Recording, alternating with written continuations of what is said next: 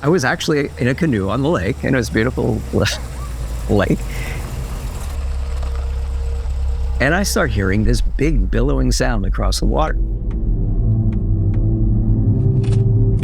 This big thing that just went everywhere. You couldn't avoid it.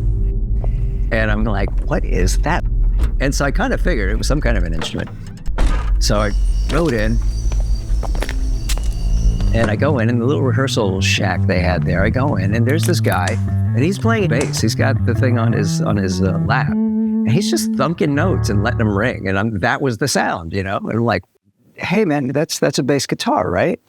And he looked at me without even skipping a beat. He goes, yeah, man, I brought it up here for the summer. I don't really play it. He goes, you want to try it? So I said, yeah. Without even hesitating, he hands it to me. Yeah, try it. And so I started moving up and down. And I was like, this is so cool, right? And I just love that sense of power it had. And so he goes, if you want to borrow it this summer, you're more than welcome. I just need to have it before I go home. And I said, you kidding me? So serendipitously, I took it and I said, thank you so much. And I started a rock band. And it occurred to me, and this is my big breakthrough, that this thing possessed what I was missing. I play rhythm, and I can play melodic stuff. I can control the band in a certain way. It had power, the same kind of power the loud guitars had. Part of what really appealed to me about being the bass player was that I could just play the music, and I didn't have to worry about being a rock star. I could just be the music guy. I'm James LoMenzo, and this is my breakthrough story. One of the fellas who was a roadie for a guy named Bobby Rondinelli, who played drums in Rainbow, his drum tech sees me playing, and he suggested that I go and audition to be in Bobby's band. And so I go down and I play with Bobby. And so I was jamming along, and Bobby's like, let me hear that. So I go, tunk, tunk, tunk, and he goes, yeah, can you play like this? And he takes his hand and he rolls it across the 3 knobs, and everything's up to full. And so he goes, yeah, hit it. And the bass goes, and I say, that's a good tone? And he goes, yeah, that's a good tone. And that's the monster. That's what he used to call it. Can you play like that? And it was funny because that's the way my underbiased amplifier, the only one I had, it would sound like that. And I always thought, I sound like the great bass players, So that changed my life. All of a sudden I realized I could have an extreme sound. I could play in an extreme way. I don't have to be like the guy on the radio. I could get off the beaten path. And I thought, this is my breakthrough. This is my big moment. This is what I was looking for on the instrument. Suddenly I was able to express myself in ways I never thought I could before. And this really changed everything for me on the bass guitar. And so that set me on a whole path of trying to find different ways to tune the bass in, to find different forms of distortion to mix with the bass guitar, to make it sound, if I want, as clean as any bass on any record or as archaic as any other thing.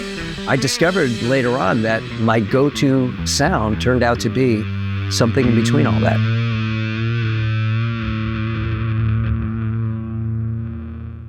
It was White Lion. I remember it clearly. It was 2 weeks after we got our tour bus, and I was sitting all the way up by the driver at the front, watching the road go by the way it does.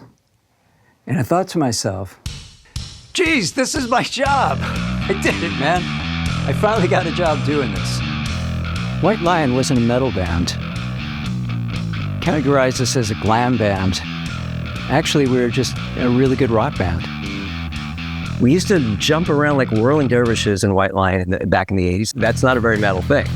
But that's the way we used to entertain people because we watched Van Halen do it. That's the style of the day. Megadeth isn't really that stuff. At first, I felt a bit like a fish out of water. I understood the music, I could play it, but I was like, how do you deliver this? What do you do with it, The challenge of this music is to be able to perform it in such a way that it looks to the audience the same way that they feel when they listen to it. In Megadeth, I have spaces to make grander gestures. I can pump that fist to the guy who's pumping his fist to me at the right time and look him in the eye and let him know that I see you and I know you love this and I love it too. There's something that is so transformative about that in the moment, which makes metal really work. And I think that's metal's best thing. It's like building that community, building that church instantaneously with the audience, and vice versa. The community of metal is unwavering. The audience has broadened since the last time I was here. There was some kid on YouTube who was doing My Bass Line from Washington Is Next, which was a really special bass part to me. So I saw this kid sitting in his room, in front of his computer, just railing it down. And I thought, man, this kid heard this thing and he thought it was interesting enough to spend time on it. I mean, he obviously put a lot of work in it because I put a lot of work on it. So there's this part where he plays way back at the bottom, and I thought, probably a better choice. I should have thought of that.